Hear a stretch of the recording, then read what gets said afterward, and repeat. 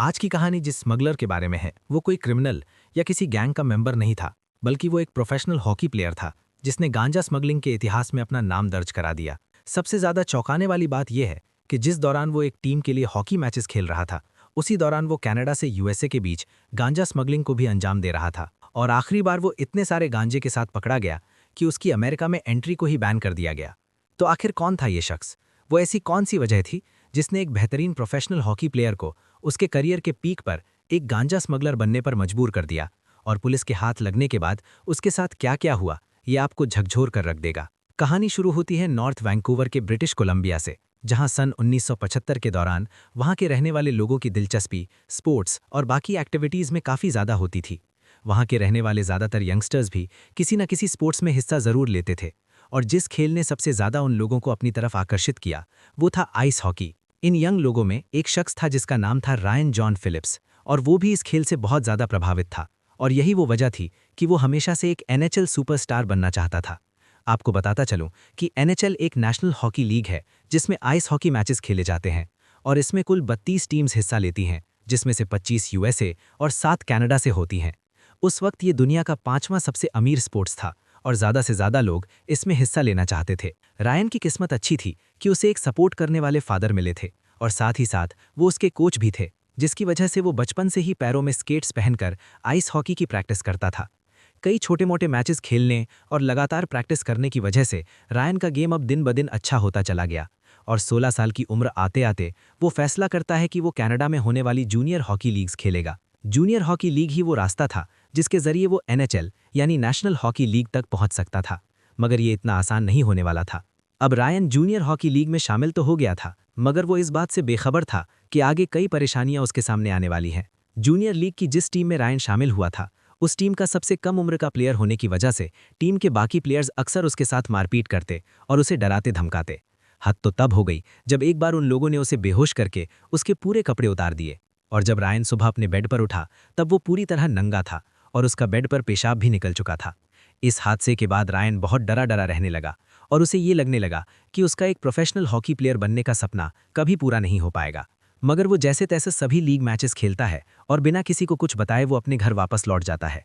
Team members के इस बर्ताव की वजह से रायन के दिमाग पर बहुत गहरा और बहुत बुरा असर हुआ, और चूंकि उसका कोई दोस्त भी नहीं था, इसलिए अब वो अक्सर शराब भी पीने लगा। बहरहाल, घर पहुंचने के कुछ दिन बाद एक रात वो एक बार पहुंचता है जहां उसकी मुलाकात एक पुराने दोस्त से होती है जिसका नाम था केन। अचानक वो इस मुलाकात और एक दूसरे को देखने के बाद वो दोनों बहुत खुश होते हैं, जिसके बाद केन रायन को अपने बाकी और दोस्तों से भी मिलवाता है। इसी दौरान रायन देखता है कि केन खुले हाथों से पैसे उड़ा रहा है, और अब उसकी दिलचस्पी इस बात में बहुत ज़्यादा बढ़ जाती है कि वो इतने पैसे कैसे कमा रहा है। रायन अभी ये सब सोच ही रहा था कि इसी दौरान केन उसके पास आकर बैठ जाता है और उन दोनों में बातचीत शुरू हो जाती है। बातचीत के दौरान केन रायन से पूछता है कि क्या वो पैसे कमा रहा है, जिसके जवाब में वो उसे अपनी टीम की पूरी कहानी बता देता है, और साथ ही साथ ये भी कहता है कि वो अभी कोई पैसे नहीं कमा रहा है। ये सुनते ही केन उससे पूछता है कि क्या वो उसके साथ काम करेगा, और रायन बिना ये जाने कि काम क्या है फौरन राजी हो जाता है। बहरहाल, इस बातचीत के बाद केन रायन से कहता है कि वो उससे अगले दिन आकर मिलेगा, और साथ ही साथ ये भी कहता है कि वो अपनी हॉकी किट बैग निकाल कर रखे। इस मुलाकात के बाद वो दोनों वापस अपने अपने घर के लिए निकल जाते हैं, और रायन इस मुलाकात से बहुत खुश और उत्साहित था, क्योंकि काफ़ी लंबे समय बाद उसने किसी के साथ एक अच्छा वक्त गुजारा था। रायन को अब अपने सामने एक अच्छा दोस्त और एक अच्छी ज़िंदगी दिखाई देने लगती है, क्योंकि उसने ज़्यादातर अपनी हॉकी टीम के मेंबर्स का खराब बर्ताव और अकेलापन ही देखा था। मगर वो इस बात से बेखबर था कि यहाँ से उसकी ज़िंदगी एक नया मोड़ लेने वाली है। रायन की पूरी रात इसी कश्मकश में निकल गई कि आखिर केन उसे क्या काम देने वाला है, और अगली सुबह उसके दरवाजे पर एक दस्तक होती है। रायन की माँ जैसे ही घर का दरवाज़ा खोलती हैं, उन्हें बाहर केन खड़ा दिखाई देता है। मगर केन उन्हें झूठ बोलते हुए अपना इंट्रोडक्शन देता है और उन्हें ये बताता है कि वो एक म्यूज़िक लेबल का ओनर है और रायन से मिलने आया है। रायन की माँ झिझकते हुए उसे अंदर आने देती है, जिसके बाद केन और रायन दोनों एक कमरे में चले जाते हैं, और यहीं से शुरुआत होती है रायन की उस जिंदगी की जिसके बारे में उसे वहम और गुमान भी नहीं था।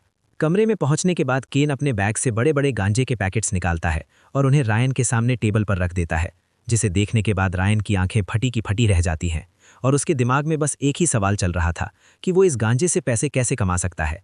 आपको बताता चलूं कि कनाडा के ब्रिटिश कोलंबिया में गांजे की खेती करना एक आम बात है, और यहाँ गांजा एक बड़ी मात्रा में उगाया जाता है, जबकि यही गांजा यूनाइटेड स्टेट्स में पूरी तरह इल्लीगल था। मगर इसके बावजूद भी इसकी डिमांड पूरे अमेरिका में दिन ब दिन बढ़ती जा रही थी, जिसकी वजह से लोग हर तरह का रिस्क उठाकर उसे अमेरिका में स्मगल कर रहे थे। बहरहाल, बंद कमरे में केन रायन से कहता है कि उसे ये गांजे के पैकेट्स बॉर्डर क्रॉस करके अमेरिका के अंदर ले जाने होंगे, जिसके बदले उसे काफ़ी अच्छे पैसे मिलेंगे। और बातचीत के दौरान ही वो एक 10 किलो गांजे का पैकेट रायन के हॉकी किट बैग के अंदर रख देता है। रायन के पास भी अब केन की बात मानने के अलावा और कोई रास्ता नहीं था, क्योंकि उसके पास पैसे नहीं थे और यही एक रास्ता था जिसके जरिए वो कुछ पैसे कमा सकता था, मगर इसमें रिस्क भी उतना ही ज़्यादा था। इस मुलाकात के 2 दिन बाद ही रायन गांजे के साथ अपनी गाड़ी में बैठकर बॉर्डर की तरफ निकल जाता है। और चूंकि बॉर्डर उसके घर से महज 1 घंटे 15 मिनट की दूरी पर था, इसलिए उसे लगता है कि वो ये काम बहुत आसानी से कर लेगा। मगर इसी दौरान रायन अपनी कार के रियर व्यू मिरर पर पड़ती है, जिसमें वो पुलिस की बॉर्डर पेट्रोल कार को अपने पीछे आते देखता है। ये देखते ही रायन बहुत डर जाता है और घबराहट में उसके दिमाग में उल्टे सीधे ख्याल आने लगते हैं, जिसकी वजह से उसका दिल जोर जोर से धड़कने लगता है। इस डर और कश्मकश में रायन अपनी कार को यू टर्न लेने का फैसला लेने ही वाला था कि तभी वो देखता है कि बॉर्डर पेट्रोल कार एक टर्न लेकर दूसरे रास्ते पर चली जाती है और उसकी नज़रों से गायब हो जाती है। इस मुसीबत से बचकर रायन अभी थोड़ा और आगे बढ़ा ही था कि तभी बॉर्डर के पास उसे गार्ड रोक लेता है और उसे अपना पासपोर्ट दिखाने के लिए कहता है। पासपोर्ट चेक करने के दौरान गार्ड उससे पूछता है कि वो कहाँ जा रहा है, जिसके जवाब में रायन गार्ड की आंखों में आंखें डालकर उससे कहता है कि वो वॉशिंगटन में जूनियर हॉकी मैच खेलने जा रहा है। और गार्ड को जब ये लगने लगता है कि सब कुछ सही है, तो वो रायन को बॉर्डर के उस पार जाने की इजाज़त दे देता है। और इस तरह रायन अपनी पहली कामयाब स्मगलिंग को अंजाम दे चुका था। इस पहली कामयाब स्मगलिंग के लिए केन रायन को $1000 देता है, और ये रायन के लिए एक बहुत बड़ी रकम थी, जिसके पास कोई काम नहीं था और जो हॉकी की दुनिया में अपना नाम बनाने की कोशिश कर रहा था। रायन को इस स्मगलिंग से पैसों का ऐसा चस्का लगा कि एक के बाद उसने कई स्मगलिंग ट्रिप्स को अंजाम दिया, जिसमें हर ट्रिप पर उसने $5000 से $10,000 तक कमाए। और अब वो बिल्कुल वैसे ही पैसे उड़ा रहा था जैसे उसने केन को बार में उड़ाते हुए देखा था। रायन को लगने लगता है कि अब उसकी जिंदगी पटरी पर आ गई है, क्योंकि उसे केन के रूप में एक अच्छा दोस्त मिल चुका था और वो पैसे भी बहुत अच्छे कमा रहा था।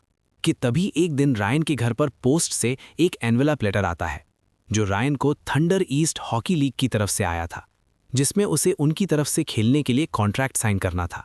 ये ऑफर लेटर पढ़ते ही रायन और उसके माँ बाप की खुशी का ठिकाना नहीं था और उन्हें लगने लगता है कि अब उनका बेटा उनके और अपने सपने पूरे करेगा। मगर उनकी ये खुशी ज़्यादा दिनों तक नहीं टिकी।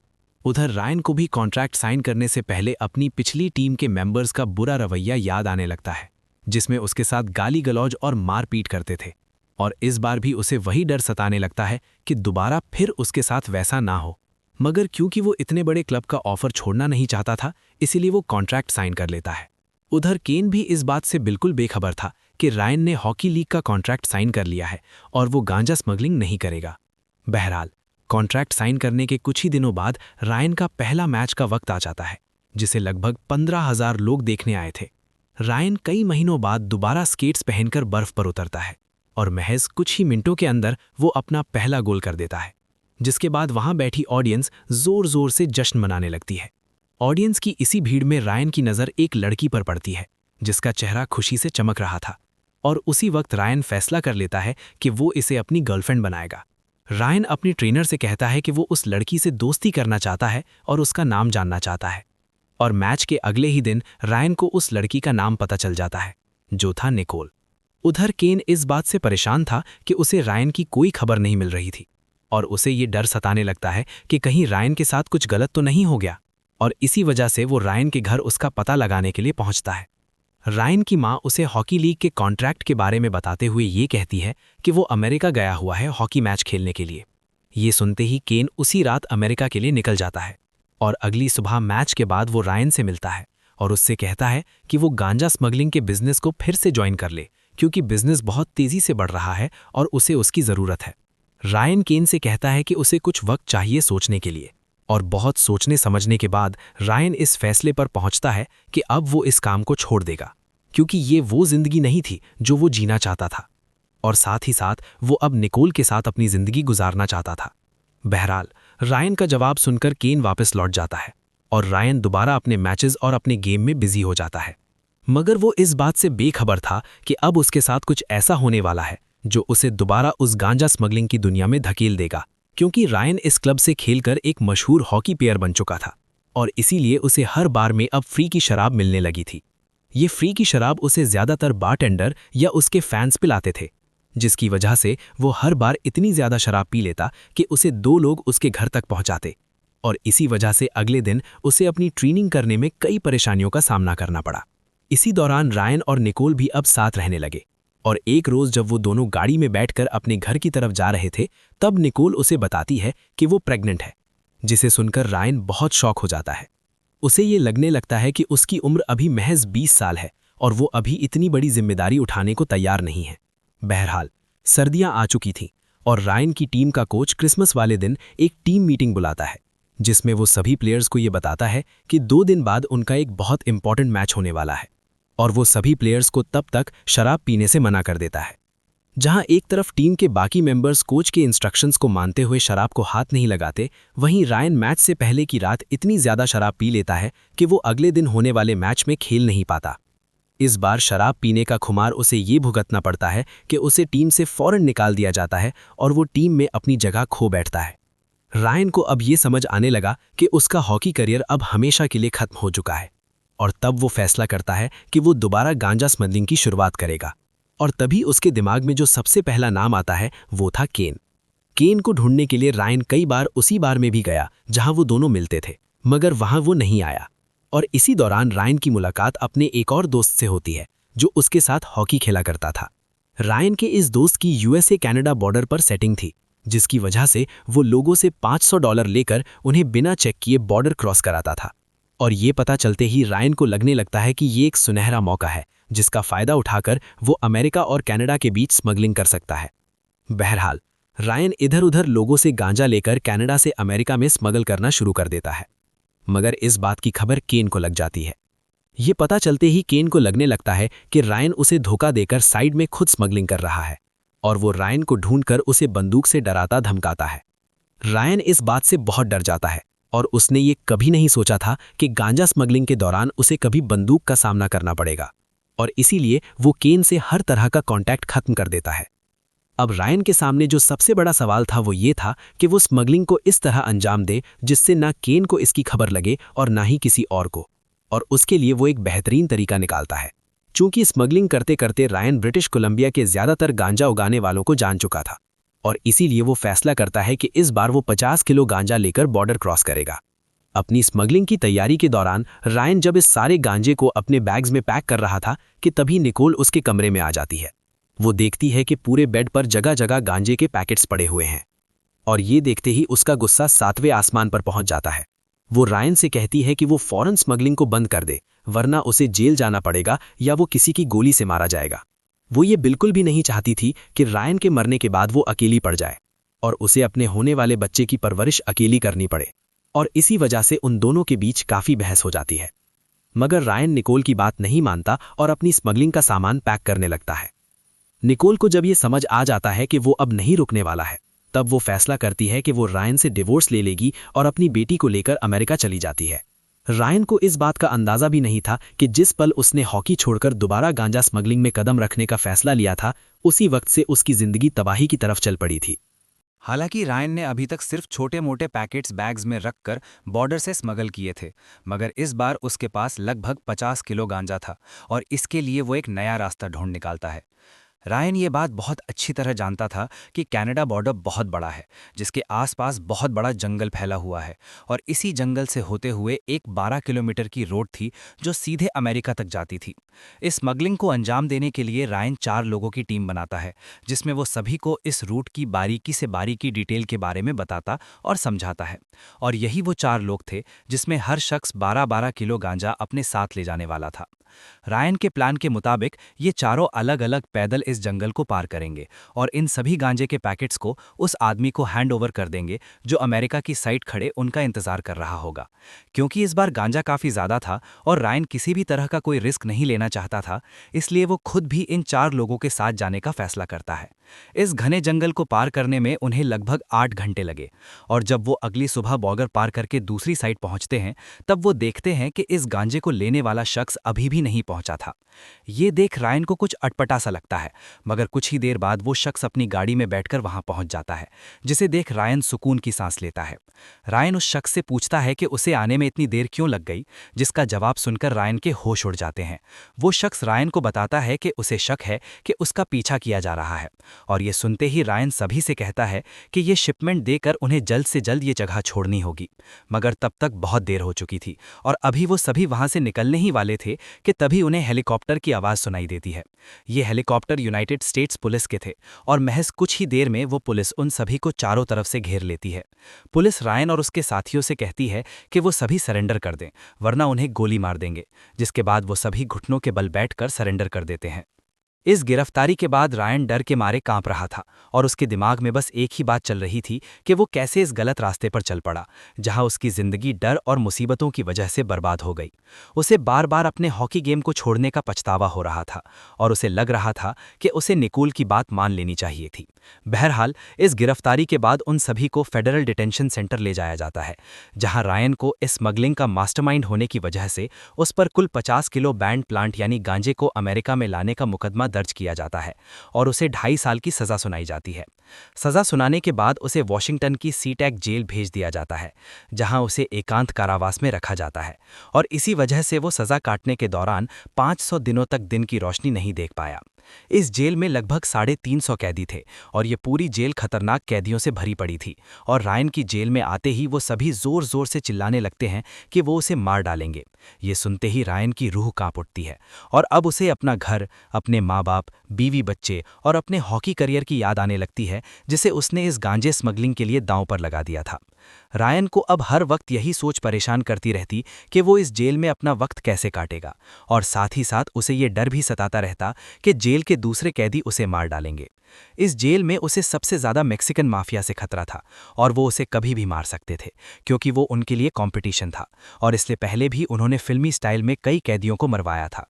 इस जेल के महज कैदी ही खतरनाक नहीं थे, बल्कि इस जेल के गार्ड्स भी बहुत खतरनाक थे और उनका रवैया भी बहुत खराब था, जिसकी वजह से वो जेल में रह रहे कैदियों के साथ जानवरों जैसा सलूक करते थे।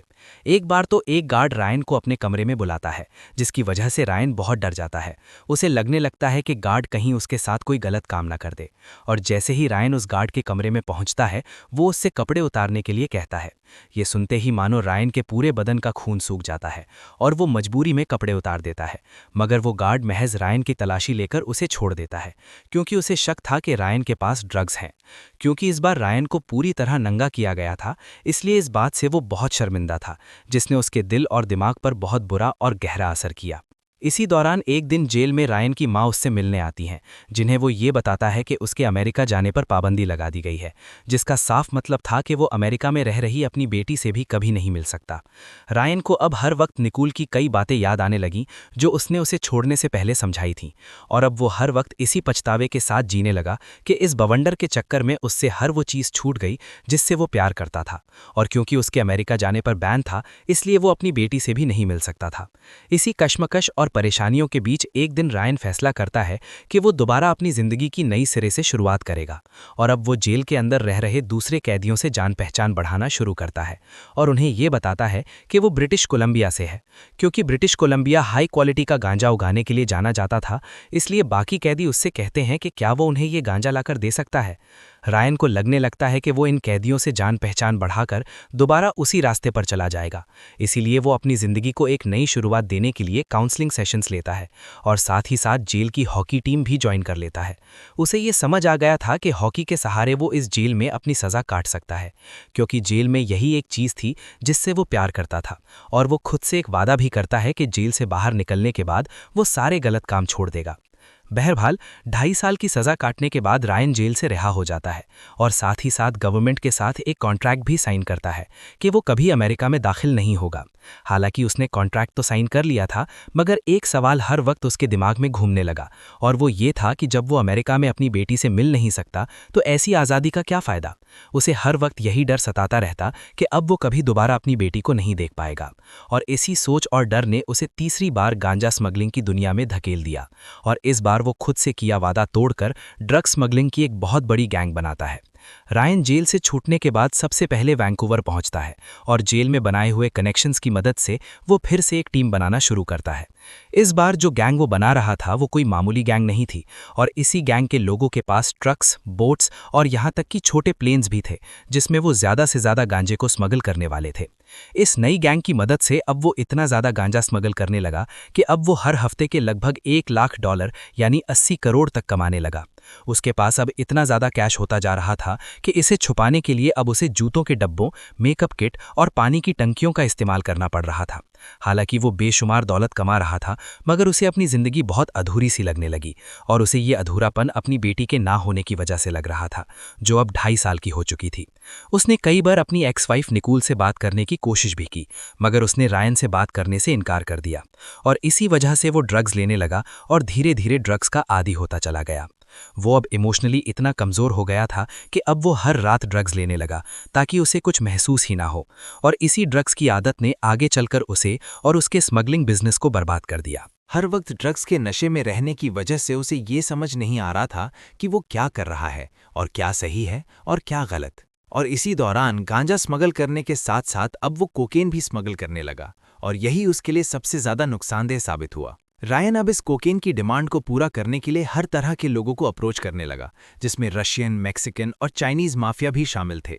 वो अब इस कोकेन की डिमांड को पूरा करने के लिए किसी भी हद तक जाने को तैयार था, मगर वो इस बात से बेखबर था कि वो आग से खेल रहा है। और यही माफिया थी जो अब उसकी जान के पीछे पड़ गए, क्योंकि उन्हें शक था कि वो उनसे ड्रग चुराकर उन्हीं के कस्टमर्स को बेच रहा है। अब रायन को दिन रात फ़ोन पर जान से मारने की धमकियां मिलने लगीं, जिसकी वजह से अब वो हर वक्त डर में रहने लगा। एक रात तो फ़ोन पर एक शख्स ने रायन से ये कहा कि उसने उनका 35 किलो कोकेन चुराया है और वो उसे छोड़ेंगे नहीं। अगली सुबह रायन वैंकूवर के डाउनटाउन में एक रेस्टोरेंट पहुंचता है कॉफ़ी पीने के लिए कि तभी कुछ लोग उसके पास आकर बैठ जाते हैं। ये सभी लोग गैंगस्टर्स का एक ग्रुप था और उनमें से एक शख्स रायन से कहता है कि वो उनके चुराए हुए कोकेन के बदले उन्हें $2 मिलियन दे दे, वरना वो उसे मार डालेंगे। रायन खुद को बचाने के लिए उनसे झूठ बोलता है कि वो बस गांजा स्मगलर है, उसका कोकेन से कोई लेना देना नहीं है, मगर वो उसकी बात को नकारते हुए उसे 1 दिन का टाइम देते हैं पेमेंट करने के लिए। 1 दिन गुजर जाने के बाद रायन सभी गैंग मेंबर्स से मिलता है और दोबारा वही बात दोहराता है, जिस पर गैंग मेंबर्स कहते हैं कि उसे अपनी बात सच साबित करने के लिए लाई डिटेक्टर टेस्ट देना होगा। रायन के लिए ये आखिरी मौका था यहाँ से बच निकलने का, और अपने ऊपर इतनी सारी बंदूकें तनी देख वो बहुत डर जाता है और उसके दिमाग में उल्टे सीधे सवाल आने लगते हैं। बहरहाल रायन का लाई डिटेक्टर टेस्ट शुरू होता है, जिसमें उससे 5 सवाल पूछे जाते हैं। पहला सवाल ये था कि क्या पिछले 3 हफ्तों में वो लॉस एंजलिस गया था। दूसरा सवाल ये था कि क्या उसने लॉस एंजलिस से कुछ चुराया था। तीसरा सवाल ये था कि क्या उसने इस गैंग से कभी कुछ चुराया है। चौथा सवाल ये था कि क्या उसने कभी कोकेन स्मगल किया है। और 5वां और आखिरी सवाल ये था कि चोरी हुआ 35 किलो कोकेन कहाँ है। हालांकि रायन को इन सभी सवालों का जवाब महज हाँ या ना में देना था, मगर ये उसके लिए उतना ही मुश्किल था। डर और घबराहट में उसने इन सभी सवालों के जवाब तो दे दिए, मगर वो ये नहीं जानता था कि उसने ये टेस्ट पास किया है या नहीं। और रायन की किस्मत इस बार काम कर जाती है और वो इस टेस्ट में पास होकर यहाँ से छूट जाता है। यहाँ से निकलने के बाद वो सीधा अपने घर पहुँचता है और शीशे के सामने खड़े होकर ये सोचने लगता है कि वो क्या बनना चाहता था और क्या बन गया, और उसका एक गलत फैसले की वजह से वो एक ऐसे मोड़ पर आकर खड़ा हो गया जहां सिवाय ड्रग्स और क्राइम के कुछ नहीं था, और उसके बीवी बच्चे भी उससे दूर हो गए थे। ये सोचते हुए वो जोर जोर से रोने लगता है, और अब उसके सामने 2 रास्ते थे कि या तो वो इसी रास्ते पर चलता रहे या अपनी जिंदगी को एक नए सिरे से शुरू करे। रायन इस बार फैसला करता है कि वो ये सब छोड़ देगा, और सन 2011 आते आते वो एक एक्टिविस्ट बन जाता है, जहां वो लोगों को ह्यूमन ट्रैफिकिंग से बचाता था। और साथ ही साथ वो ये भी जानता था कि ऐसा बहुत सारा यूथ है जो नशे की स्मगलिंग करके अपनी जिंदगी बर्बाद कर रहा है। इन सभी भटके हुए यूथ को सही रास्ते पर लाने के लिए वो उन्हें अपनी कहानी सुनाने लगा, जिसमें वो ये बताता कि उसने क्या क्या गलतियां की और इन गलतियों की उसे कितनी भारी कीमत चुकानी पड़ी। वो उन्हें ये भी बताता कि कैसे वो लोग ये सब कुछ छोड़कर अपनी जिंदगी को सही रास्ते पर ला सकते हैं, जैसे वो अपनी जिंदगी को लेकर आया। वो कहते हैं ना कि जब इंसान अच्छाई की तरफ बढ़ता है तब उसके साथ चीज़ें भी अच्छी होने लगती हैं, और रायन के साथ भी यही हुआ। रायन को सोसाइटी के लिए अच्छा काम करता देख अमेरिकन गवर्नमेंट भी उस पर से बैन हटा देती है, और अब वो अमेरिका जाकर अपनी बेटी से मिल सकता था। ये थी कहानी एक होनहार लड़के की जो कनाडा का एक बड़ा हॉकी प्लेयर बन सकता था, मगर अपने गलत फैसलों की वजह से वो ऐसे रास्तों पर चल पड़ा जिसकी वजह से उसे हर वो चीज़ गंवानी पड़ी जिससे वो प्यार करता था। मगर आखिर में उसने सही रास्ता चुना, जिसके लिए उसे एक बहुत भारी कीमत चुकानी पड़ी। आज रायन एक इंटरनेशनल मोटिवेशनल स्पीकर बन चुका है जो लोगों को सही दिशा दिखाने का काम करता है। आपको ये कहानी कैसी लगी कमेंट सेक्शन में लिखकर ज़रूर बताएं। ये तो सिर्फ शुरुआत है, असली कहानियाँ अभी बाकी हैं। ऐसे ही अनोखे किस्से चाहते हो तो द यूनिक को सब्सक्राइब करना मत भूलना। मिलते हैं नेक्स्ट वीडियो में।